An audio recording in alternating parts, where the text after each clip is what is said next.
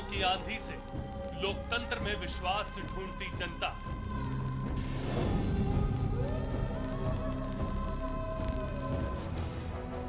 खबर की असल हकीकत पर जिम्मेदारी की साथ हर खबर है यहां खास, क्योंकि हर खबर पर है हमारी पैनी नजर। हम हैं चैनल वन न्यूज, खबरों का एक number channel. I think it's always a challenge. कर शपथ।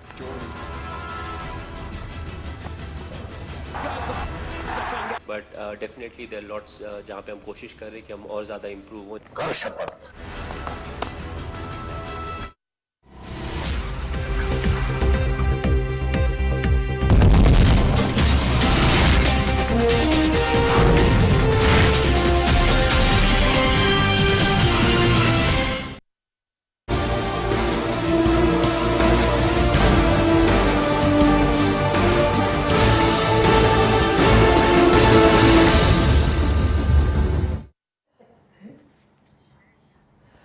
नमस्कार, प्राइमेट में आपका स्वागत है। मैं हूं आपके साथ राजीव सिंह। 4 विधानसभा चुनाव में भारी शिकस्त के बाद यह साफ हो चुका है कि पूरे देश में कांग्रेस के खिलाफ लहर है। आज की हमारी चर्चा का विषय रहेगा कि क्या आज के चुनावी नतीजों के बाद यह कांग्रेस की सबसे बड़ी हार है। जनता ने कांग्रेस को क्या ठुकरा दिया है। मुद्दों के आधार पर कांग्रेस का जादू नहीं चल पाया है। कांग्रेस की हर नीति यहां पर फेल हुई है। देखिए ये रिपोर्ट।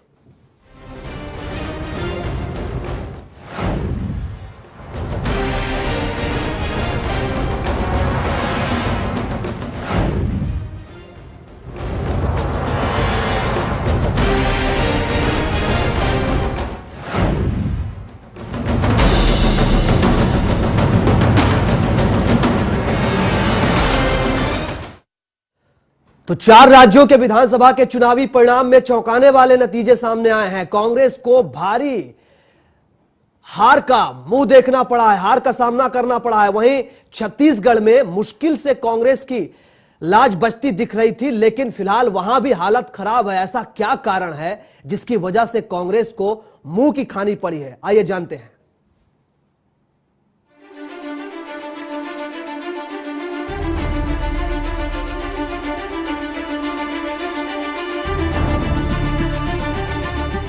कांग्रेस की इतनी बड़ी हार क्यों? जनता ने मुंह क्यों मोड़ा? क्या वाकई कांग्रेस से परेशान थी जनता? विधानसभा चुनावों के रुझानों से साफ हो गया है कि कांग्रेस को बुरी तरह से पटकनी मिल गई है, जो कि लोकसभा चुनाव में भी उसका गणित बिगाड़ सकता है। लोकसभा चुनावों का सेमीफाइनल बता रहा है कि देश की जनता कांग्रेस से बुरी तरह से त्रस्त है, जो कि किसी भी कीमत पर हाथ का साथ नहीं देना चाहती है। नतीजे बता रहे हैं कि कांग्रेस को उसकी गलतियों की ही सजा मिल रही है। खुद कांग्रेस ने दिल्ली, मध्य प्रदेश, राजस्थान विधानसभा चुनाव में हार स्वीकार कर ली है। कांग्रेस की इतनी बड़ी हार की वजह आंकी जा रही है। आइए जानते हैं कांग्रेस की हार की 7 बड़ी वजह। वजह नंबर 1, महंगाई। महंगाई से जनता त्रस्त। रोटी, कपड़ा और मकान हुआ महंगा। आलू प्याज की कीमतों ने आसमान को छुआ। सब्जी से लेकर दूध की कीमतें बढ़ी। रसोई गैस हुई महंगी। डीजल पेट्रोल की कीमतों में भी हुआ इजाफा। वजह नंबर 2, 15 सालों में भ्रष्टाचार बढ़ा। भ्रष्टाचार से सरकार की छवि को पहुंचा नुकसान। घोटालों की लगी भरमार। कोयला घोटाला, कॉमनवेल्थ गेम्स घोटाला, 2G घोटाले से देश हुआ त्रस्त। वजह नंबर 3, असुरक्षित महिलाएं। महिलाओं को सुरक्षा देने में असफल। विमेन सेक्सुअल हरासमेंट के कई बड़े मामले सामने आए। 16 दिसंबर को दिल्ली में हुई सामूहिक बलात्कार की घटना महिला सुरक्षा का मुद्दा बना सबसे अहम। महिला सुरक्षा को सरकार प्राथमिकता नहीं दे पाई। वजह नंबर 4, राहुल का जादू नहीं चल पाया। महंगाई, भ्रष्टाचार जैसे मुद्दों पर राहुल की रही चुप्पी। मोदी को पछाड़ने में रहे नाकाम। जनता में नहीं हो सके लोकप्रिय। वजह नंबर 5, मोदी का जादू चल गया। विकास पर दिया विश्वास। दिल्ली को पूर्ण राज्य का दर्जा दिलाने का दिया भरोसा। गरीबी, महंगाई और भ्रष्टाचार को कम करने के दावे जनता में हुए लोकप्रिय। वजह नंबर 6, अरविंद केजरीवाल का कमाल, केजरीवाल की छवि से जनता हुई प्रभावित, महंगाई को कम करने के दिए आश्वासन। वजह नंबर 7, जनता चाहती है बदलाव। फिलहाल दिल्ली के चुनावी दंगल में नई दिल्ली से अरविंद केजरीवाल ने शीला दीक्षित को भारी मात दी है। अब देखने वाली बात होगी कि दिल्ली के सिंहासन पर किसका ताज सजेगा। Manu Lakhotra, channel one news. तो आखिर क्यों हुई कांग्रेस की इतनी बड़ी हार? क्या चूक हुई कांग्रेस से? दिल्ली समेत चारों राज्यों में क्यों ढह गया कांग्रेस का किला? क्या राजनीतिक कारण रहे चारों राज्यों में कांग्रेस की हार पर? देखिए हमारी यह स्पेशल रिपोर्ट। कांग्रेस की हार की 25 वजह। 2013 में कांग्रेस की सबसे बड़ी हार। क्यों हुई कांग्रेस की 25वीं? आज हम बताएंगे आपको कि आखिर कांग्रेस क्यों हारी, क्या थी कांग्रेस की हार की सबसे बड़ी वजह। कांग्रेस के हार के 25 कारण, वो कारण जो समय रहते अगर कांग्रेस ठीक कर लेती तो शायद इतनी बुरी तरह से पराजित नहीं होती। आखिर कौन से थे वो 25 कारण जिसने कांग्रेस का तीनों राज्यों से कर दिया सुपड़ा साफ। राहुल की एक एक गलती से आज हम उठाएंगे पर्दा। हम बताते हैं आपको कांग्रेस की हार की 25 सबसे बड़ी वजह। सबसे पहले बात करते हैं दिल्ली में क्यों ढहा कांग्रेस का किला। पहला, भ्रष्टाचार कांग्रेस की हार का सबसे बड़ा कारण बना। ये वो सबसे बड़ा कारण था जिसने कांग्रेस के राजनीतिक बिसात का खेल बिगाड़ दिया। दूसरा, दिल्ली के मंत्रियों पर भी भ्रष्टाचार के कई आरोप लगे। खुद शीला दीक्षित पर भी कॉमनवेल्थ गेम्स में हुए घोटाले का आरोप लगा। तीसरा, वहीं राजकुमार चौहान का दामन भी भ्रष्टाचार के कीचड़ से बच न सका। चौथा, दिल्ली में कांग्रेस के बड़े चेहरे भी फ्लॉप साबित हुए। शीला समेत कई मंत्रियों की लुटिया डूब गई। पांचवा, उधर बीजेपी के दिल्ली के सीएम इन वेटिंग हर्षवर्धन की साफ छवि ने दिल्ली में कमल खिलाकर कांग्रेस के हाथ से आम आदमी का साथ छुड़वा दिया। छठवां, भ्रष्टाचार से घिरी कांग्रेस के लिए सबसे बड़ा सिरदर्द बने आपके अरविंद केजरीवाल। आम आदमी पार्टी की दूरगामी रणनीति ने भी कांग्रेस को हराने की कोई कसर नहीं छोड़ी। सातवां, आपके दिल्ली में कई सीटों पर साफ सुथरी छवि वाले कैंडिडेट भी कांग्रेस की हार का कारण बने। आठवां, अन्ना के आंदोलन ने भी कांग्रेस की जमीन खिसकाई। नवां, महंगी बिजली के मुद्दे पर भी दिल्ली वासी शीला से नाराज थे। 10वां, जहां एक और प्याज ने चुनाव से पहले आम आदमी के आंसू निकाले तो चुनाव के वक्त जनता ने भी कांग्रेस को रुलाने के लिए मजबूर कर दिया। 11वां, दिल्ली में बढ़ रहे क्राइम और महिलाओं के विरुद्ध हो रहे अपराधों पर भी शीला दीक्षित लगाम लगाने में नाकाम रही थी। इतना ही नहीं, उन्होंने जब इतने गंभीर मुद्दे पर लाचारी जताई तो लोगों ने सोचा जो खुद लाचार हो वो हमारी सुरक्षा कैसे करेगी। 12वां, वहीं तमाम सर्वे में कांग्रेस की हार पहले से ही दिखाई जा रही थी। बस यहीं से कांग्रेस को सबक लेना चाहिए था, लेकिन फिर भी ऐसा कुछ नहीं किया गया। उल्टे ही कांग्रेस ने सर्वे पर सवाल खड़े कर दिए। अब बात मध्य प्रदेश की, जहां कांग्रेस को इस बार भी बीजेपी ने बुरी तरह पटखनी दी। 13वां, चुनावों की घोषणा से पहले ही बीजेपी पूरे प्रदेश में शिवराज के नाम की माला जपने लगी थी, तो कांग्रेसियों को यह पता ही नहीं था कि उनका नेता कौन होगा। 14वां, कांग्रेस ने बाद में भले ही ज्योतिरादित्य को चुनाव अभियान की कमान सौंप दी हो, पर वो पार्टी में सर्वमान्य नेता नहीं थे। 15वां, उन्हें कांग्रेस के ही अन्य दिग्गजों दिग्विजय सिंह, सुरेश पचौरी और कांतिलाल भूरिया का भी साथ नहीं मिला। 16वां, वैसे उन्होंने कम समय में बेहतर तरीके से पार्टी के लिए काम किया, पर वो सभी को साधने में विफल रहे। 17वां, पार्टी ने उन्हें मुख्यमंत्री पद का उम्मीदवार घोषित नहीं किया था। इससे भी युवा मतदाताओं का साथ कांग्रेस को नहीं मिला। 18वां, इस चुनाव में बीजेपी ने जहां बेहतरीन टीम वर्क से काम लिया, वहीं कांग्रेसी पूरे समय बिखरे हुए से दिखाई दिए। राहुल गांधी की चुनावी योजना को टिकट बंटवारे के वक्त ही कूड़े में फेंक दिया गया। दिग्गजों से उनके समर्थक नाराज रहे, तो कार्यकर्ताओं पर भी संगठन का नियंत्रण नहीं था।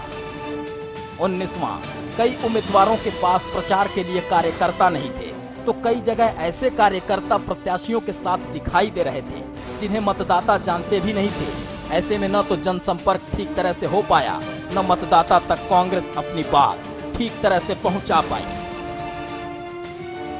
20वां, कैलाश विजयवर्गीय, अनूप मिश्रा, विजय शाह जैसे विवादास्पद मंत्रियों को भी नहीं घेरा जा सका। सोनिया और राहुल जैसे कांग्रेसी दिग्गज भी इस मुद्दे को ठीक तरह से नहीं उठा पाए। 21वां, राघव जी का मुद्दा कब हाशिए पर चला गया पता ही नहीं चला। 22वां, वहीं राजस्थान में कांग्रेस की जमीन खिसक गई।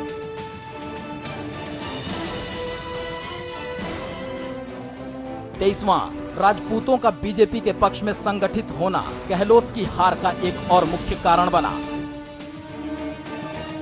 भंवरी देवी कांड के बाद भी इलाके के दो बड़े राजनीतिक परिवार परशुराम मदेरणा के बेटे महिपाल मदेरणा और राम सिंह बिश्नोई के बेटे मलखान सिंह के परिजन को टिकट देना भारी पड़ा। मतदाताओं ने इसे बेहद नापसंद किया। आदिवासी बहुल्य क्षेत्र गुजरात के निकट होने के कारण बीजेपी के पीएम पद के उम्मीदवार नरेंद्र मोदी के प्रति यहां खास समर्थन दिखा। 25वां, इसके साथ ही मोदी की युवाओं में बढ़ रही लोकप्रियता को भी कांग्रेस रोकने में नाकामयाब रही। राज्यों में भी मोदी की लहर चली। Amit Datta, channel 1 news. जी, और देश के 4 राज्यों के विधानसभा चुनाव के नतीजे सामने आ चुके हैं। अब केंद्र की सत्ता पर काबिज कांग्रेस को इन चारों ही राज्यों में भारी झटका लगा है। वहीं दूसरी तरफ बीजेपी अपनी जीत का जो श्रेय है वो नरेंद्र मोदी को दे रही है। यह भी माना जा रहा है कि बीजेपी की इतनी बड़ी जीत के पीछे स्टार प्रचारक मोदी का ही जादू चला है।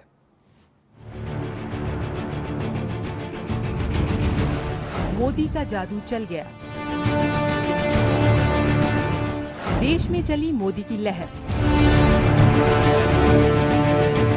विधानसभा चुनावों में शानदार जीत के बाद बीजेपी अपने पीएम पद के उम्मीदवार नरेंद्र मोदी का गुणगान और भी जोश के साथ करने लगी है।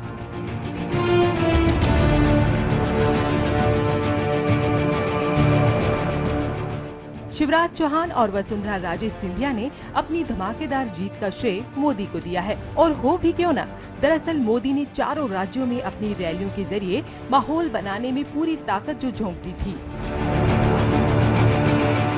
राजनीति के पोस्टर बॉय कहे जाने वाले गुजरात के मुख्यमंत्री नरेंद्र मोदी अपनी रैलियों में जिस तरह कांग्रेस मुक्त भारत का नारा दे रहे थे, बीजेपी की नजर में उसी का असर है।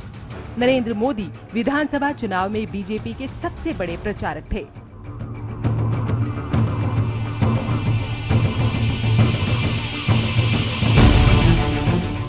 सिर्फ यही नहीं, मोदी की रैलियों में उमड़ी भीड़ उनकी लोकप्रियता का प्रमाण है। अगर पीछे मुड़कर देखा जाए तो मोदी ने 2001 में तब मुख्यमंत्री पद संभाला था जब उसी साल जनवरी में गुजरात में आए विनाशकारी भूकंप के बाद केशुभाई पटेल को अपनी कुर्सी गंवानी पड़ी थी।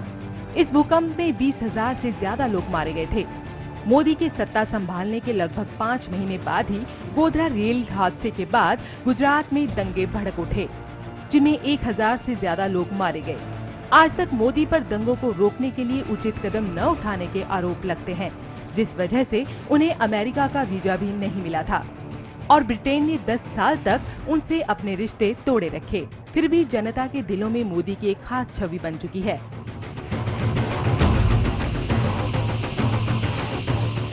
मोदी एक अच्छे नेता और अच्छे वक्ता माने जाते हैं। अब देखने वाली बात ये है कि मोदी को लोकसभा चुनावों में कितनी सीटें मिल पाती हैं।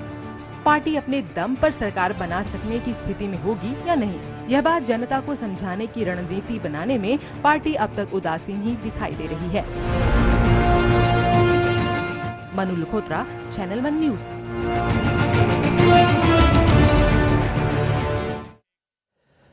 जी, तो इस करारी हार की क्या वजह रही, ये जरूर मंथन अब कांग्रेस में चलेगा। और सोनिया गांधी ने भी ये बात कह दी है, राहुल गांधी ने भी कह दी है। लेकिन जो करारी शिकस्त कांग्रेस को मिली है 4-0 से, उसके कई मतलब है, कई मायने हैं, खासकर जब अब आगामी चुनाव जो होने वाले हैं। दूसरी बात, दिल्ली में जो एक बड़ा परिवर्तन देखने को मिला, दिल्ली में आम आदमी पार्टी की इतनी बड़ी जीत, कई मायनों में कई इसके सियासी मतलब हैं, कई इसके अलग अलग पहलू हैं। हमारे साथ इस पूरे मुद्दे पर बातचीत करने के लिए बहुत ही खास मेहमान मौजूद हैं हमारे साथ डॉक्टर मनोज मिश्रा जी हैं, लखनऊ से जुड़ रहे हैं आप, बीजेपी के प्रदेश प्रवक्ता हैं आप। हमारे साथ अनूप खन्ना जी हैं, आम आदमी पार्टी की तरफ से अपना पक्ष रखने के लिए। साथ ही हमारे वरिष्ठ सहयोगी यूसुफ अंसारी जी हमारे साथ हैं इस पूरे मसले पर बातचीत करने के लिए। बीजेपी की तरफ से डॉक्टर दीपिका शर्मा जी हमारे साथ स्टूडियो में मौजूद हैं। शुरुआत में यूसुफ जी से करना आऊंगा इसलिए क्योंकि ताकि इस पूरे मसले की समीक्षा हो सके। शुरुआत में यहां से करना चाहूंगा यूसुफ जी, जिस तरह से ये पूरा अब सोनिया गांधी ने बयान दिया, राहुल गांधी ने बयान दिया, इस पूरे नतीजों के बाद क्या लगता है, क्या कुछ मंथन होगा कांग्रेस में और गलती की क्या वजह ढूंढी जाएगी? देखिए, कांग्रेस पार्टी है और कांग्रेस पार्टी को करीब 20 साल से हम बहुत नज़दीक से वॉच कर रहे हैं एज ए पत्रकार, एक पत्रकार की हैसियत से। मंथन में कोई नई बात निकलने वाली नहीं है और कोई हार के कारणों पर कोई निष्पक्ष होकर कोई एनालिसिस निकलने वाला नहीं और ना ही किसी नेता पर गाज गिरने वाली है। सीधी सी बात है, राहुल गांधी को उपाध्यक्ष बनाया गया था पिछले साल जनवरी में और जिम्मेदारी सौंपी गई थी। जाहिर सी बात है, कांग्रेस को आगे ले जाने के लिए या पीछे ले जाने के लिए जिम्मेदारी एकमात्र राहुल गांधी पर आती है। तो अभी कांग्रेस के तमाम नेताओं ने कहना शुरू कर दिया साहब ये संगठन की हार है, अगर जीत जाते तो राहुल गांधी की जीत हो जाती। दिन में जब छत्तीसगढ़ में कांग्रेस बेहतर करती नजर आ रही थी और ऐसा लग रहा था कि शायद छत्तीसगढ़ कांग्रेस को मुस्कुराने की वजह देगा इस मातम के माहौल में, तो उस वक्त तमाम एक्सपर्ट की तरफ से कहा गया कि साहब राहुल गांधी का फैक्टर छत्तीसगढ़ में चल गया, जहां राहुल गांधी रहते हैं वहां उनका फैक्टर चल नहीं रहा है, छत्तीसगढ़ में चल गया जहां वो पूरी जिंदगी में मेरे ख्याल में 2-4 बार गए होंगे। तो ये एक आई वॉश है जी, कंप्लीटली आई वॉश है। हकीकत तो यह है कि हर हार के बाद कांग्रेस हो या बीजेपी हो, हार के कारणों की जांच के लिए एक कमेटी बनाई जाती है, उस पर मंथन होता है, रिपोर्ट मंगाई जाती है और फिर किसी पर कोई गाज नहीं गिरती, किसी की जिम्मेदारी तय नहीं होती है। इस बार राहुल गांधी ने एक फॉर्मूला बनाया था कि जो नेता जिसके टिकट के लिए सिफारिश करेगा उसके जीताने की जिम्मेदारी भी उसकी होगी और अगर वो हार जाएगा तो उसके खिलाफ कार्रवाई होगी। सवाल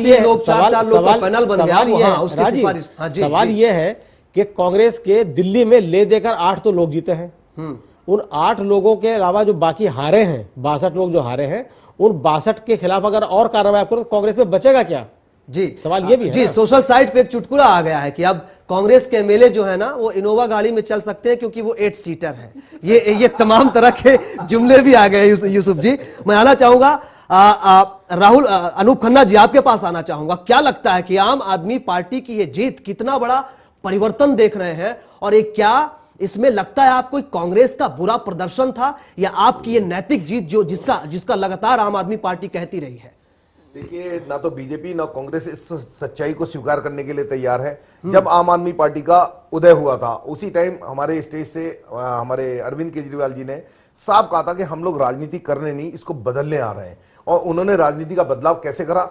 हर चीज में नया प्रयोग करा है। अगर आप देखें जो हमारा घोषणा पत्र था, टाइम बाउंड चीजें पर पेश करने के लिए बातें हुई हैं, बहुत कुछ ऐसी चीजें हैं। और सबसे बड़ी बात जो इन्होंने करके दिखाई है, हमारा चुनाव जनता ने लड़ाया है और जनता द्वारा ही लड़ा गया है। जिस तरह से कार्यकर्ता, जिस तरह से क्वालिटी क्राउड निकल के आई है, जो 70 साल के 80 साल के टोपी लगा के हमारे लोग कार्यकर्ता, जिस तरह से जिन लोगों ने काम करा है, जिस तरह से यूथ ने काम करा है, जिस तरह से लड़कियों ने निकल के काम करा है, वो सोच नहीं सकते। ऐसा लग रहा था देश की आजादी की लेकिन क्या लगता है जो नतीजे आए? आप पहले कह रहे थे पहले AK-47 चलेगी, फिर AK-56 चलने की बात थी, लेकिन देखिए मैंने कोई गलत नहीं कहा था आपसे। अभी भी जो नतीजे आए हैं, जहां जहां हम लोग चुनाव जीते हैं बड़े अच्छे मार्जिन से जीते हैं और मेरे ख्याल में 5-6 सीटें हैं, 5000 से नीचे 7-8 5-6 से नीचे 7-8 सीटें हैं हम लोगों की।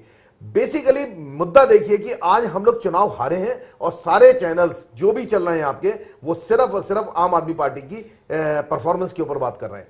कुछ ना कुछ मिरेकल तो हुआ है और ये दोनों तीनों चारों पार्टीज के लिए बड़े बड़े नेताओं ने भी कहा है, बीजेपी के भी, कांग्रेस के भी, सबने, कि अब इनको आत्ममंथन की जरूरत है और ये देश की राजनीति के लिए बहुत अच्छा हो रहा है। हम ये नहीं कह रहे, हम तो कह रहे हैं कि हम तो लड़ेंगे और आगे भी अभी लोकसभा के चुनाव आ रहे हैं। उस तरह की राजनीति जो हम लोगों ने यहां पर एक नया प्रयोग करा है, ये इनको भी करना पड़ेगा और देश हित के अंदर जो भी अच्छा होगा वो करना चाहिए। चलिए, अब जिम्मेदारियां बढ़ी हैं, इसलिए सवाल भी बड़े होंगे आपसे। आप आने वाले दिन में आम आदमी पार्टी की क्या भूमिका होती है, आगे किस तरह की रणनीति होती है, ये देखने वाली बात होगी। डॉक्टर दीपिका, हमारे साथ है दीपिका जी। क्या लगता है अब आपको जो बीजेपी का प्रदर्शन रहा है वो उसमें क्या कुछ लगता है आपको कि क्या ये मोदी का असर रहा है, मोदी का ये जादू चला है, या फिर सिर्फ कांग्रेस अपने कारनामों के चलते हार गई?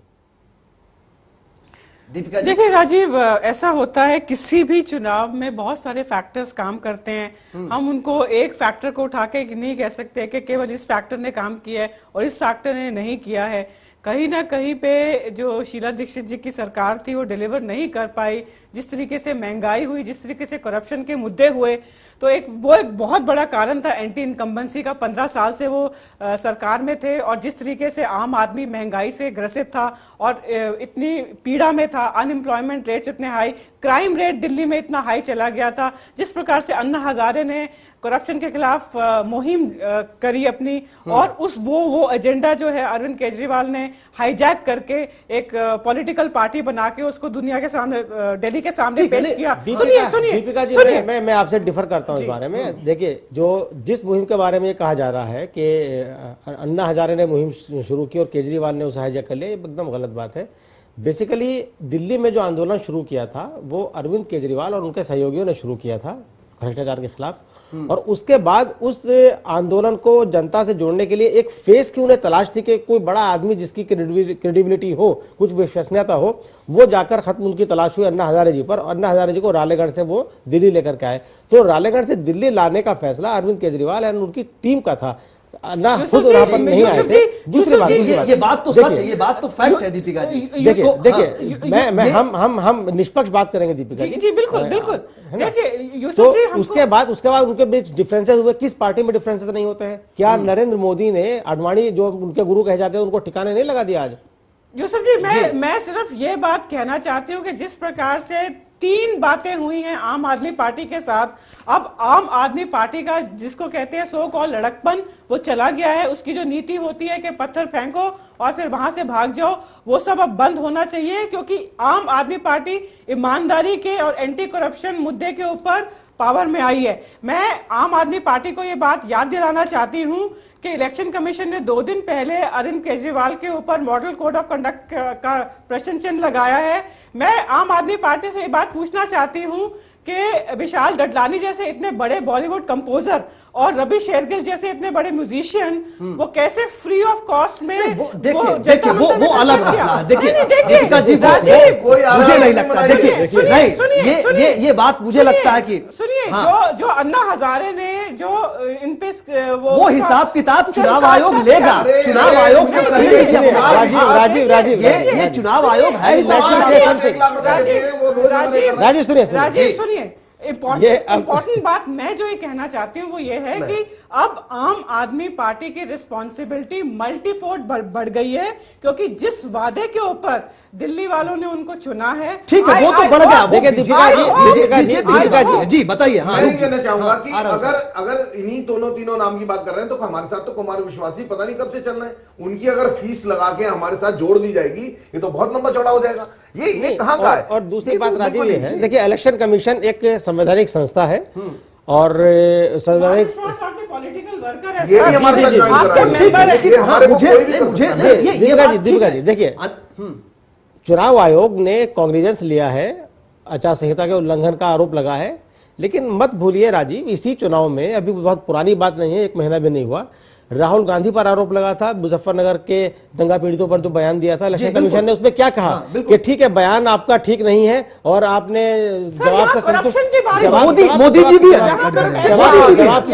देखिए जेन्युइन बात है। यूसुफ जी की बात कहीं से दीपिका जी 1 मिनट, आप दूसरों की बात सुनने का भी हौसला रखिएगा। कोई निष्पक्ष बात मैं कह रहा हूं। राहुल गांधी के जवाब से संतुष्ट इलेक्शन कमीशन नहीं था, लेकिन कहा कि आइंदा ऐसा मत कीजिएगा। नरेंद्र मोदी के जवाब से संतुष्ट नहीं था इलेक्शन कमीशन ने, कहा आइंदा ऐसा मत कीजिएगा। वो अरविंद केजरीवाल के बारे में। और दूसरी बात, अरविंद केजरीवाल ने अगर कोई आदमी आपको अपनी सेवा देना चाहता है तो क्या आप मना कर देंगे? अगर कोई आदमी चाहे करोड़ों फीस लेता है और वो आपके साथ जुड़ना चाहता है, फ्री ऑफ कॉस्ट करना चाहता है, तो आप मना नहीं कर सकते। दूसरी बात, बीजेपी का जहां तक सवाल है, लता मंगेशकर को आप नॉमिनेटेड कैटेगरी में लेंगे, उनकी लोकप्रियता का फायदा उठाएंगे राज्यसभा में लाके, वो चलेगा। जी। आप हेमा मालिनी को लाएंगे वो चलेगा, स्मृति ईरानी को लाएंगे वो चलेगा, शत्रुघ्न सिन्हा को लाएंगे चलेगा, विनोद खन्ना को लाएंगे चलेगा। मैं आपके पास आ रहा हूं डॉक्टर मनोज। हाँ, मनोज मिश्रा जी हमारे साथ लखनऊ से जुड़े हुए हैं।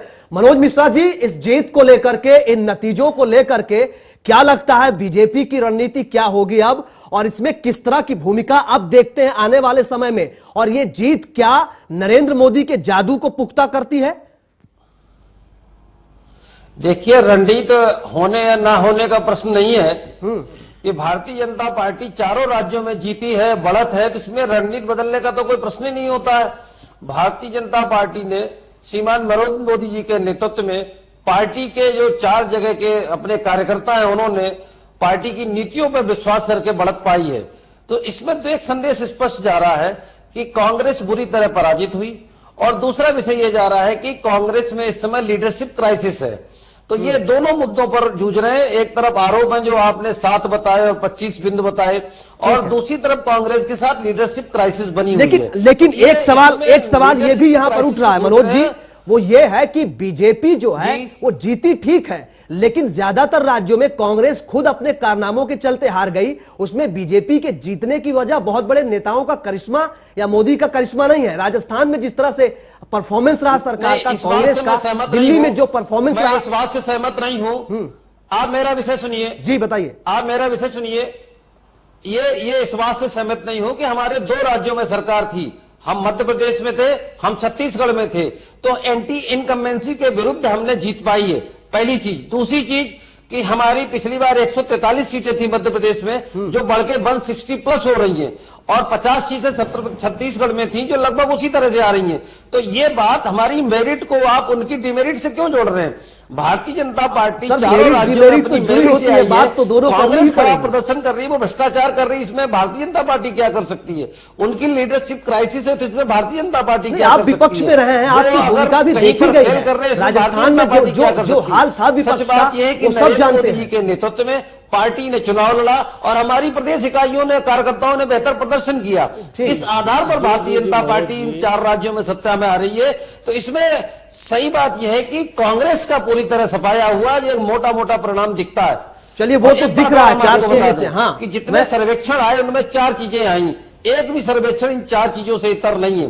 पहला सर्वेक्षण में यह है कि एनडीए की बढ़त यूपीए के ऊपर है, बीजेपी की बढ़त कांग्रेस के ऊपर है, नरेंद्र मोदी जी की बढ़त सोनिया जी और राहुल जी को मिलाकर ऊपर है, और जहां तक पॉपुलैरिटी रेट की बात है, नरेंद्र मोदी जी की पॉपुलैरिटी राहुल गांधी से 4 या 5 गुनी है। 4 तथ्य आपके विभिन्न सर्वेक्षणों में निकले हैं, लेकिन हमारी बढ़त पहले से ही है। हाँ, और अब लोकसभा के चुनाव में इतना बड़ा परिवर्तन होने वाला है कि देश इतिहास याद रखेगा कि इतनी सीटें भारतीय जनता पार्टी को पहली बार मिलने जा रही हैं। ठीक है, मैं आप सबके पास आऊंगा। एक छोटा सा ब्रेक लेने का वक्त है, लेकिन जो बात हम लगातार कर रहे थे कि जीत की वजह नहीं तलाशी जाती ज्यादातर, लेकिन हार की वजहों पर गौर जरूर करना होगा। कांग्रेस की हालत क्यों हो गई है, सोनिया गांधी जी ने ये इशारों में काफी हद तक साफ किया है, इन्हीं पर बातचीत करेंगे। और दूसरी बात कि दिल्ली में जो तस्वीर उभर रही है, अब क्या होगा, क्योंकि सरकार बनती फिलहाल नहीं दिख रही है। आम आदमी पार्टी ने भी साफ तौर से समर्थन लेने और देने से भी इनकार कर दिया। एक छोटा सा ब्रेक, आप बने रहिए हमारे साथ।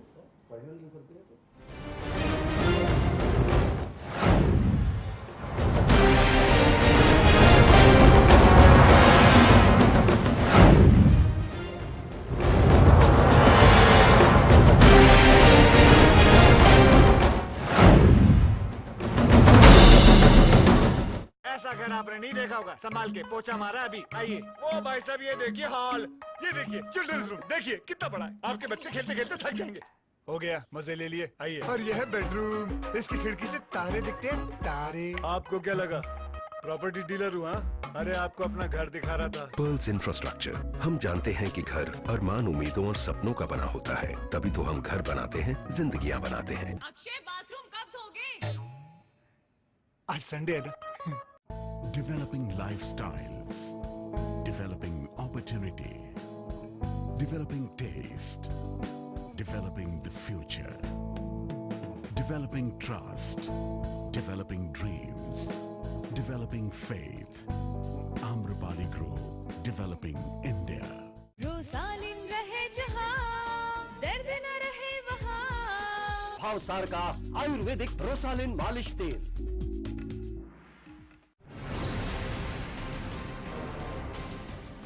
कैसे ढहा कांग्रेस का कला? केजरीवाल ने कैसे बिगाड़ा शीला का खेल? एमपी में शिवराज के आगे क्यों फीके पड़े महाराज? छत्तीसगढ़ में रमन सिंह ने मारी हैट्रिक। राजस्थान में कैसे लौटा राजे का राज? ये बीजेपी की जीत है या कांग्रेस की बड़ी हार? बड़ी बहस आज दिन भर सिर्फ चैनल 1 न्यूज पर।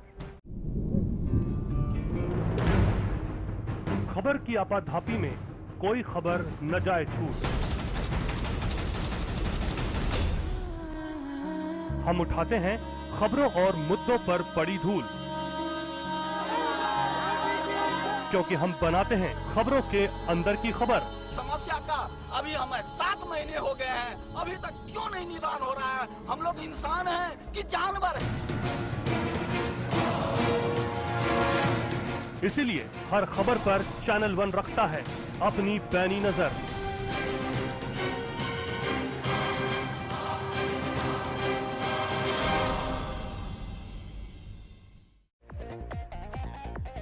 बॉलीवुड स्टार्स का दम, कोई नहीं किसी से कम। अफेयर, फ्रेंडशिप या फिर लव, रील से लेकर रियल लाइफ, जानिए हर स्टार के राज। देखिए स्टार सीक्रेट रविवार शाम 5:30 बजे सिर्फ चैनल 1 पर। दिल्ली 2010 अन्ना आंदोलन पर थिरकी दिल्ली। दिल्ली 2013 चल गया केजरीवाल का जादू। आपकी तो निकल पड़ी। देखिए रात 9 बजे सिर्फ चैनल 1 न्यूज पर।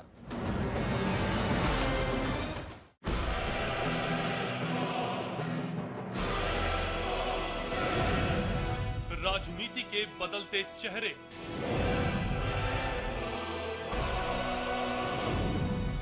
सत्ता का नया समीकरण, भावनाओं की आंधी से लोकतंत्र में विश्वास ढूंढती जनता।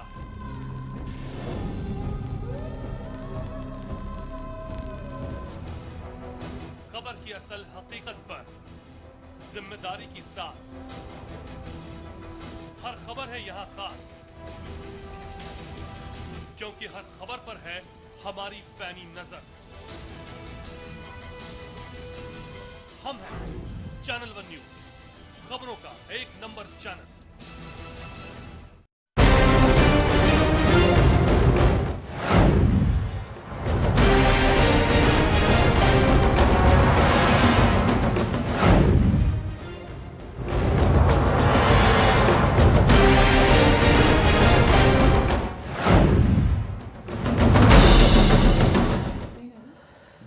तो ब्रेक के बाद एक बार फिर से आपका स्वागत है प्राइम 8 में। इस वक्त हमारे साथ कांग्रेस प्रवक्ता मीम अफजल जी जुड़ चुके हैं बातचीत करने के लिए। साथ ही सभी मेहमान मौजूद हैं, बातचीत करेंगे, लेकिन जाना चाहेंगे मीम अफजल साहब के पास।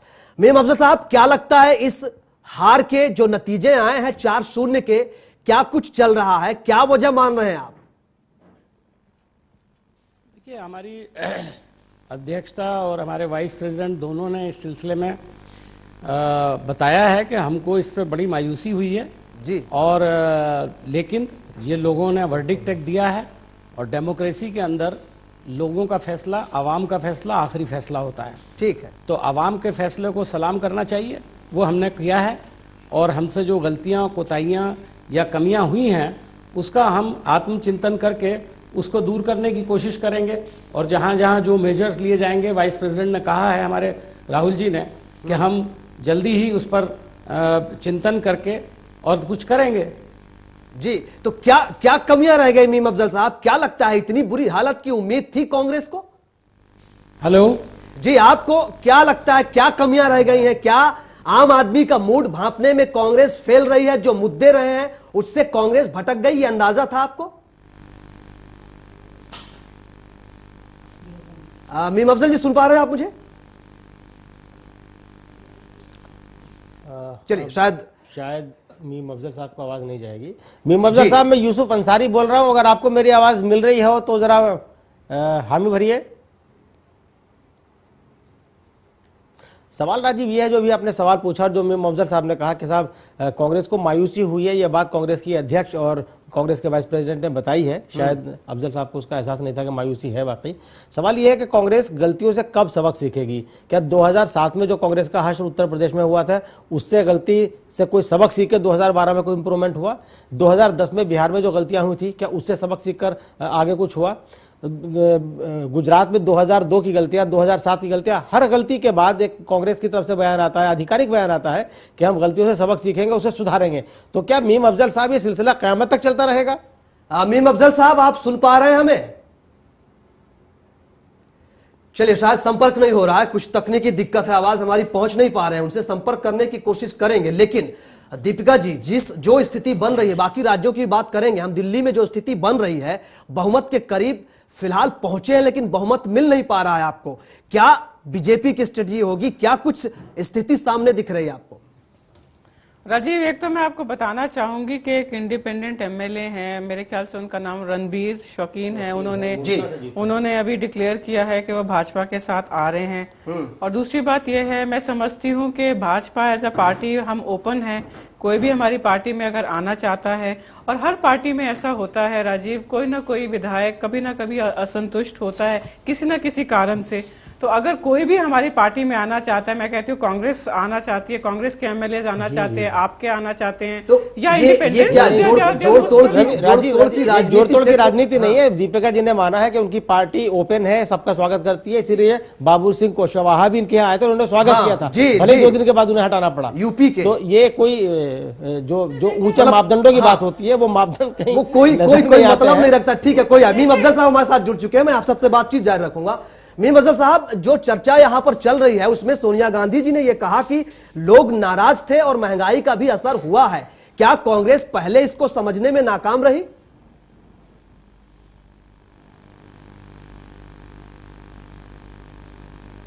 मीम अफजल साहब, सुन रहे हैं आप हमें? सर, मेरी आवाज मिल रही है आपको? हमारी आवाज नहीं पहुंच पा रही है वहां पर, लेकिन ठीक। हाँ जी, बताइए। एक बात कहना चाहती हूँ, मेरी एक बहुत जेन्युइन चिंता है भाजपा के कार्यकर्ता होने के नाते, क्योंकि हमारी पार्टी जो है उसको इट इज द मैक्सिमम जिसको सीटें मिली हैं।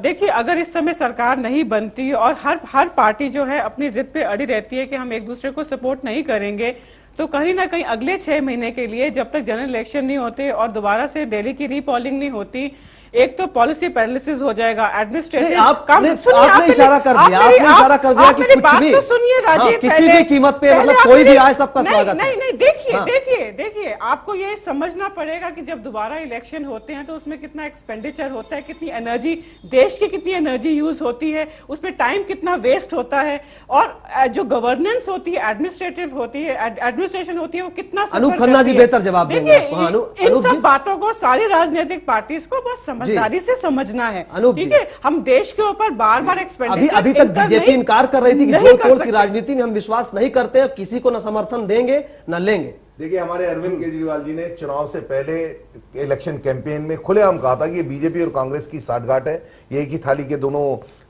कॉइन्स के दोनों आगे पीछे के हिस्से हैं। और जब ये पीठ पीछे जब इनकी कॉन्फ्रेंसेस होती थी और ये मिलके चुनाव लड़े हैं, तो इस टाइम सरकार भी क्यों नहीं मिलके बना लेते? पहले इतना कॉन्फिडेंस दिखाइए, ना हम किसी से समर्थन लेंगे ना हम समर्थन देंगे। पिछले 1 हफ्ते से जब भी बात चल रही है, लेकिन आपके पास में कांग्रेस भी है, कांग्रेस के लोग बड़े आराम से दे सकते हैं। जब आप लोग बिहाइंड द सीन जाके कांग्रेस के साथ मिलके चुनाव लड़े हैं, जो चीजें आप लोगों ने ये गलत आरोप है, ये बिल्कुल गलत आरोप है, हमने बिल्कुल साबित करी है, कुछ चीजें साबित हुई है इसमें, सारी पॉलिसीज। मैं केवल ये कह रही हूँ कि प्रजातंत्र की खातिर, चलिए, time and money is not wasted. ठीक है, मनोज मिश्रा जी भी हमारे साथ हैं, उनसे भी हम बातचीत करेंगे। ठीक है, मनोज मिश्रा जी से भी हम बातचीत करेंगे, लेकिन मीम अफजल साहब एक बार फिर से जुड़ चुके हैं। मीम अफजल साहब, जानना ये चाह रहे थे हम कि जो हार हुई है, जो नतीजे आए हैं, सोनिया गांधी जी ने कहा था, माना है उन्होंने कि लोग नाराज थे, महंगाई का भी असर है, जनता जो है उनका जो रुख है वो खिलाफ था, लोगों की नाराजगी थी कांग्रेस के प्रति। क्या कांग्रेस पहले इसको भांप नहीं पाई, समझ नहीं पाई? नहीं, देखिए, हम जहाँ तक समझते हैं सोनिया जी ने बहुत सफाई के साथ खुल कर के बात कही और राहुल जी ने भी बहुत खुल कर के बात की, और मैं समझता हूँ बड़ापन यही होता है कि डेमोक्रेसी में जो आवाम का फैसला हो उसको एक्सेप्ट करना चाहिए और खुशदिली के साथ एक्सेप्ट करना चाहिए। ठीक है, हमको अफसोस जरूर है, हमको शौक जरूर लगा है, लेकिन हमने अपनी हार को तस्लीम किया है और हम इसमें कोई बहानेबाजी नहीं कर रहे हैं। लेकिन दूसरी तरफ जो कलर कुछ दूसरी तरह का दिया जा रहा है उस पर यकीनन कुछ बातचीत हो सकती है, लेकिन अभी तो इन लोगों के खुश होने का दिन है। मेरे ख्याल में इस पर ज्यादा बात ना करें, वरना इनको लगेगा आज ही से हमने इनकी तनकीद शुरू कर दी। मीम अफजल साहब, मैं यूसुफ अंसारी बोल रहा हूँ। आपसे मैं बहुत माफी के साथ एक चीज जानना चाहता हूँ। आपने भी कहा कि साहब गलतियां जो हुई हैं, जो कमियां रह गई हैं, उस पर हम गौर करेंगे और उन्हें सुधारने की कोशिश करेंगे। मेरा सवाल यह है कि 2007 में जो गलतियां हुई उत्तर प्रदेश में, क्या उन्हें सुधार करके 2012 में कोई सबक सीखा गया? जो गलतियां 2010 में बिहार में हुई, क्या उससे कोई सबक सीखा गया? गुजरात में 2002, 2007, 2012 लगातार गलतियां पे गलतियां कांग्रेस कर रही है, तो किस गलती से कब सबक सीखा और कब सुधारेंगे? क्या यह सिलसिला क़यामत तक चलेगा? यूसुफ साहब, जब इलेक्शन हार जाता है तो इसी तरह का तबसरा करते हैं। आपने भी एक पार्टी बनाई थी है। और आप जब गए थे तो बहुत बड़े बड़े तर्क देते थे, लेकिन जब उसके बाद आप नाकाम हो गए तो मेरे ख्याल में सारे तर्क खत्म हो गए, सिर्फ क्रिटिसिज्म रह गया। तो आपको तो अफजल साहब, मैं जहां से गया था मैं वहीं वापस आ गया हूँ। मैं जहां से गया था मैं वहीं वापस आ गया हूँ। वापस आ गए जी, बड़ी खुशी की बात है। और मैं समझता हूँ ये काम जो आप कर रहे हैं ये भी बहुत बड़ा काम है, और पहले भी आप बहुत अच्छा काम करते थे। लेकिन आपने मेरे सवाल का जवाब नहीं दिया कि गलतियों से सबक सीख के कब सुधार होगा, या गलतियों का सिलसिला क़यामत तक चलेगा? नहीं, आप किन गलतियों की बात कर रहे हैं, जरा सा मुझे उसका इशारा दे तो मैं बताऊं आपको। नहीं, मेरा इशारा ये था कि बार बार जब कांग्रेस कई जगह चुनाव हारी लगातार, और हर बार जिम्मेदारी राहुल गांधी जी के कंधों पर थी, उसके बाद यही कहा गया कि हम हार का इंट्रोस्पेक्शन करेंगे और जो गलतियां होंगी अगले किसी चुनाव में उनको हम सुधारेंगे। तो उसके बाद लगातार सिलसिला चल रहा है। यूसुफ साहब, पिछले चुनाव के अंदर आपको याद होगा कर्नाटक हम जीते थे, हम उत्तराखंड जीते थे, तो आप ऐसा क्यों कह रहे हैं?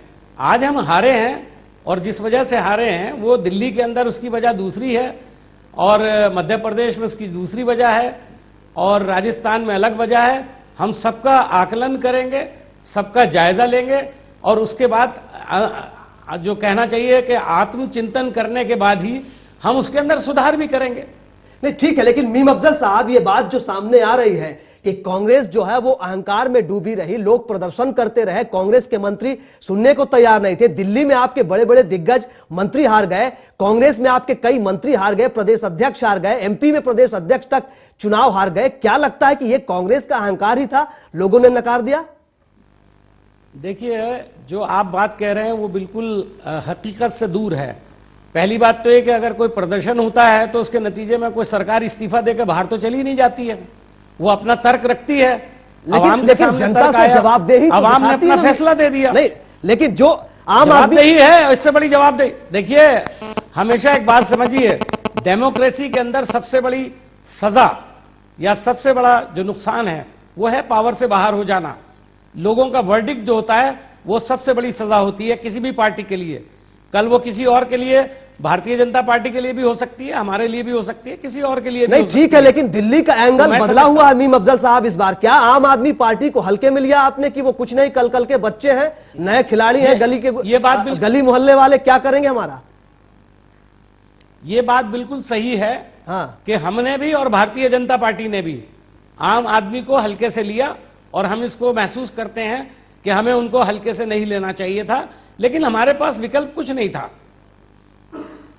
जब माहौल बनता है तो ऐसा ही होता है। जी, तो मानते हैं कि आम आदमी पार्टी ने जो मांगे की थी उसको उनकी मांगे तक नहीं सुनी गई। आपने ये कहा कि आप तो सब बाहर के लोग हो, जाओ चुनाव लड़के आओ।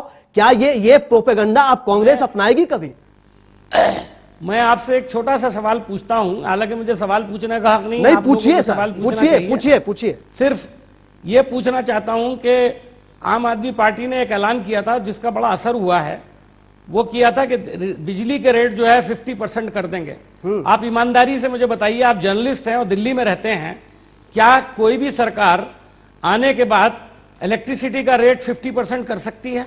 क्यों नहीं कर सकती है? अनूप जी हैं, आम आदमी पार्टी के अनूप खन्ना जी हैं हमारे साथ, पानी का भी वादा करा है भीम साहब, हमने तो अभी देखिए, लीटर पानी फ्री का भी वादा करा है। आप एक बात नहीं, दोनों बातें बताइए।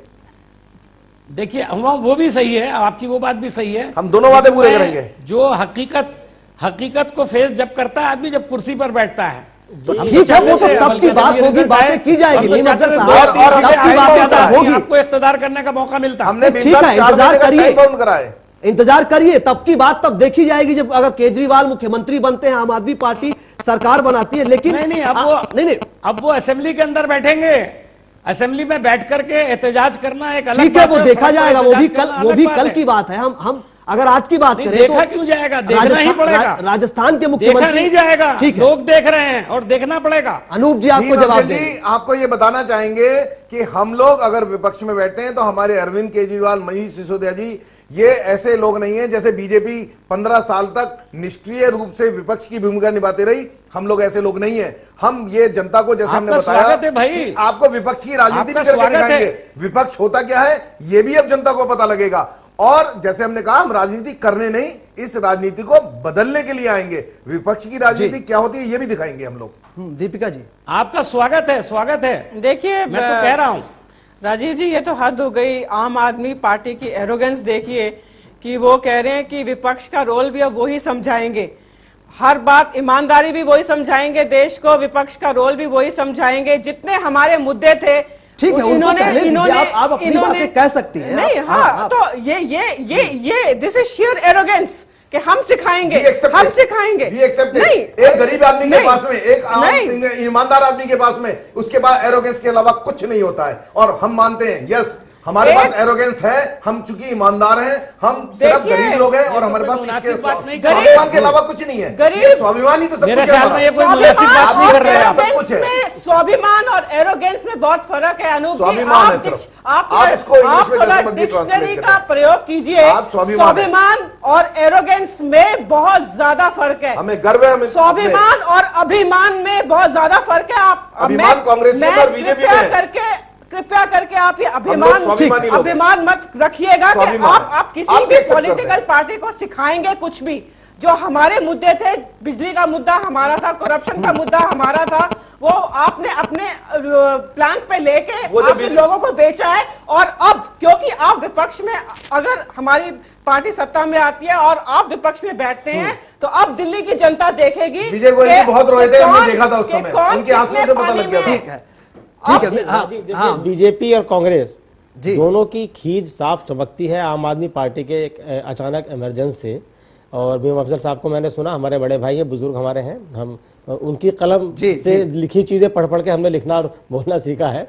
दीपिका जी को भी हमने देखा। लेकिन देखिए, दीपिका जी का आरोप है कि साहब उनके मुद्दे थे जो उन्होंने हाईजैक कर लिए। देखिए, मुद्दे उनके या इनके नहीं होते, मुद्दे आम आदमी से जुड़े हुए होते हैं, आम आदमी से जुड़ी हुई बात थी। सवाल ये दीपिका जी, आपको सोचना चाहिए कि आपकी इतनी पुरानी पार्टी है और आपके पीछे एक कैडर है, आरएसएस का कैडर है, आरएसएस के 64 से ज्यादा सहयोगी संगठन है। उस सबके बावजूद अगर आपके मुद्दे अरविंद केजरीवाल और उनकी टीम हाईजैक कर रही है तो ये आपके लिए शर्म की बात। ठीक है, हमारे साथ मनोज मिश्रा जी जुड़े हुए हैं लखनऊ से। मनोज जी, क्या लगता है अब आगे की तस्वीर किस तरह से देखते हैं? बीजेपी की क्या रणनीति होगी? जो रणनीति जिस रणनीति पर उतरी है, ठीक है, अब आपकी रणनीति कहीं ना कहीं तो बदलेगी लोकसभा के लिए, और कितना अहम मानते हैं अब इन नतीजों को आगे के लिए? देखिए, अभी मुझे पहले आम आदमी पार्टी के जो मित्र हमारे बात कर रहे थे, जी बताइए, एरोगेंट हैं कि ये ईमानदार हैं। तो मतलब जितने ईमानदार लोग पूरे भारत में, दुनिया में, सब एरोगेंट होने चाहिए या हैं। पहली बात तो ये है कि ये वास्तव में एरोगेंसी है जो ये ईमानदारी को एरोगेंट से कनेक्ट कर रहे हैं, जो है नहीं वास्तव में। और दूसरी बात, अभी आप पार्टी पहली बार उसमें आ रही है सदन में, और अभी तक ये हिट एंड रन करके जाते थे। इनकी परफॉर्मेंस सदन में आज तक देखी नहीं गई। और ये जो बातें कर रहे हैं, उसने 15 प्रत्याशी दूसरे दलों के लड़ाए, इन्होंने आंतरिक लोकतंत्र को तिलांजलि दी। तो ये कुल मिला के सभी ने इनकी हाइप क्रिएट की हुई है। और भारतीय जनता पार्टी इनसे कहीं नहीं डरती। जो कांग्रेस के हमारे अमजद साहब कह रहे थे कि भारतीय जनता पार्टी और कांग्रेस ने अंडरस्टैंड करने में कोशिश करी ने। भारतीय जनता पार्टी 1998 में 15 थी, उसके बाद अगले 5 साल बाद 20 हुई, फिर 23 हुई, और आज लगभग 33-34 है। तो भारतीय जनता पार्टी आपका पूरी ईमानदारी से साथ दिया, मतलब विरोध किया, और कांग्रेस चाहती थी कि आप आदमी पार्टी के साथ वो मिलकर लड़े। सच बात यह है कि आम आदमी पार्टी के ज्यादा लोग जीत गए, कांग्रेस पिछड़ गई, लेकिन इसे पूरे राष्ट्रीय परिप्रेक्ष्य में देखना गलत है। और भारतीय जनता पार्टी की नीति की जहां तक बात रही, भारतीय जनता पार्टी सफल है नरेंद्र मोदी जी के नेतृत्व में, राजनाथ जी के नेतृत्व में और पूरे कार्यकर्ताओं के साथ। तो अभी हमें स्ट्रेटजी की क्या जरूरत है? नरेंद्र मोदी जी जो बना रहे हैं, जो कर रहे हैं, वो सहमति प्राप्त हो रही है, जनता का समर्थन मिल रहा है। मोदी जी के नेतृत्व में जब रंज दिया भुट्टो ने, तो इसमें ये तय है कि मोदी जी और भारतीय जनता पार्टी, चलिए ठीक है, वो तो देखने वाली बातें होंगी, देखी जाएंगी। दूसरे शेर का एक मिसरा है, जब रंज दिया भुट्टो ने तो खुदा याद आया। अभी जो बात चल रही थी, अफजल साहब ने तस्लीम किया कि उनकी पार्टी ने आम आदमी पार्टी की स्ट्रेंथ को अंडर एस्टिमेट किया है। इधर बीजेपी पे भी आरोप है, दोनों ने। दरअसल अंडर एस्टिमेट किसी ने नहीं किया। कांग्रेस को लगा कि ये अर्बन शहरी लोग हैं और बीजेपी का वोट शहरी वोट है, बीजेपी का वोट काट लेंगे तो हमें फायदा हो जाएगा। एक कांग्रेस के अंदर एक बड़ा तबका ये मानता था, और बीजेपी को यह लगा कि झुग्गी झोपड़ी में घुसेंगे, कांग्रेस का वोट काटेंगे तो हमें फायदा हो जाएगा। दोनों को एहसास नहीं हुआ था कि दोनों के कब अरविंद केजरीवाल की पार्टी ने कब अंदर से अंदर दोनों के पर उतर दिए, दोनों को प्रवास करने लायक नहीं छोड़ा। तो ये बात हुई कि अंडर एस्टिमेट करना नहीं, स्ट्रेटेजिक यूज करना चाह रहे थे, आम आदमी की प्रेजेंस से खुद को मजबूत करना दोनों पार्टी चाह रही थी। मुझे याद है कांग्रेस के एक बड़े नेता ने ऑफ द रिकॉर्ड बातचीत में ये बात हमसे कही थी कि यूसुफ भाई, हमें ऐसा लगता है कि अगर अरविंद केजरीवाल ने जो मुद्दे उठाए हैं, अगर वो मुद्दों पर अंडर करंट हुआ तो कांग्रेस 10 पर सिमट जाएगी। और आज मुझे ये बात कहनी पड़ रही है कि उनकी बात, उनका ये दावा बिल्कुल सही साबित हुआ। जो एरोगेंस की बात मनोज मिश्रा जी ने उठाई है अनूप खन्ना जी के बारे में, उनकी बात से मैं सहमत हूं। एरोगेंस, भारतीय राजनीति में एरोगेंस जनता किसी का कबूल नहीं करती। कोई पार्टी हो, नई हो, पुरानी हो, ईमानदार हो, बेईमान लोग हो, देश की जनता जब मौका आया नहीं करती। आज आम आदमी पार्टी अगर एरोगेंस में दिख रहे हैं इनके नेता, तो इनको सदन में आने दीजिए, इनको भी जवाब मिल जाएगा। मैं कुछ हाँ ठीक है, नेता की बात नहीं कर रहा हूँ। बोलिए। आम आदमी पार्टी, मैंने पहले कहा जनता लड़ाती है और जनता ही लड़ती है। जी जी, हर पार्टी को पार्टी का कार्यकर्ता, उसके पास स्वाभिमान के अलावा कुछ है ही नहीं। हमारे पास तो सिर्फ स्वाभिमान था, स्वाभिमान है, और स्वाभिमान के बलबूते हम लोग चुनाव लड़ना है। ये चुनाव लड़ा है, यहां तक पहुंचे, अगला चुनाव लड़ेंगे इसी स्वाभिमान, इसके अलावा था क्या हमारे पास? आप बताइए। एक बात मैं जाती तजुर्बे से कहना चाहूंगा राजीव, आज मैंने अरविंद केजरीवाल को बोलते हुए सुना, जब चुनावी नतीजे आने के बाद बोल रहे थे, उनका टोन डिफरेंट था। जो उससे पहले चुनाव के दौरान जो उनका टोन था, आज उस टोन में नरमी थी। और उन्होंने साफ साफ कहा कि अभी तक हम लोग सड़क पर आंदोलन करते थे, अब हमारी जिम्मेदारी बढ़ गई है क्योंकि हम सदन के अंदर आ गए हैं और हमें रचनात्मक विपक्ष की भूमिका निभानी है। और अपने तमाम चुने हुए अपने तमाम चुने हुए प्रतिनिधियों को उन्होंने कहा कि हमें अब सिस्टम के अंदर आके, जैसे विधायिका का जो काम होता है, हमें उसमें अपने आप को ढालना है। एक बड़ी बात है। एक चलिए उस टोन का भी टेस्ट हो जाएगा, समय की कमी है। एक बात, छोटी सी बात मैं करके जाता हूँ। जब आप सुनार के पास अपना सोना बेचने जाते हैं तो सुनार क्या करता है? सुनार आपके सोने के जेवर को कसौटी पे कसता है, और उसके बाद बताता है कि वो कितना कैरेट का है। लेकिन जब आप उससे कहते हैं कि भाई हम आपका सोना, हम अपना सोना नहीं बेचेंगे, आप अपना सोना दीजिए, तो वो उससे भी कसौटी पे समय की कमी। मीम अफजल जी, आपसे ये सवाल जरूर बनता है, अब जो स्थिति दिल्ली में बन रही है, क्या सरकार बनाने में, जो बनने का जो जोड़ तोड़ की राजनीति है, उसमें कुछ हिस्सा लेंगे? सरकार बनाने में कुछ इंटरेस्ट लेंगे? कांग्रेस अपनी भूमिका क्या देख रही है? क्योंकि सरकार बनती फिलहाल किसी की नहीं दिख रही है। हमारे पास इतनी कम सीटें आई हैं कि हमारी कोई भूमिका मुझे फिलहाल नहीं दिखाई देती। समर्थन लेने देने की बात कर रहा हूं सर। नहीं, कोई समर्थन लेने और देने का मुझे नहीं लगता कि कोई मौका है। ये तो खैर पार्टी हाईकमांड तय करती है, लेकिन मुझे लगता नहीं है। और मैं ये समझता हूं कि इस वक्त जो सिचुएशन आई है सामने, उसमें केजरीवाल जी ने अपना कोई बयान दिया है, वो भी सामने है जी। और अगर ऐसी ही स्थिति रही तो दिल्ली में क्राइसिस होता हुआ दिखाई दे रहा है मुझको।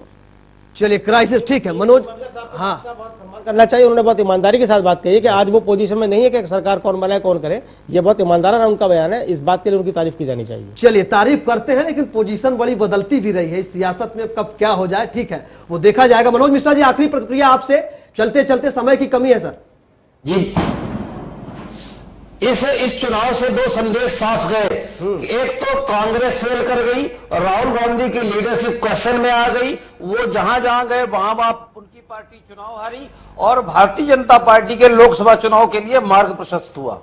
जी। दीपिका जी, आखिर में समय की कमी है, आपको क्या लगता है अब क्या स्थिति बन रही है और पूरे देश में भाजपा की लहर आ रही है, नरेंद्र मोदी जी की लीडरशिप की लहर आ रही है, और आप तैयार रहिए इसके लिए कि राष्ट्रीय चुनावों में भारतीय जनता पार्टी पूर्ण मेजॉरिटी के साथ ठीक है। समय मीम अफजल साहब कुछ कहना चाह रहे हैं सर, आखिरी में समय की कमी है, क्या राहुल जी हार गए हैं?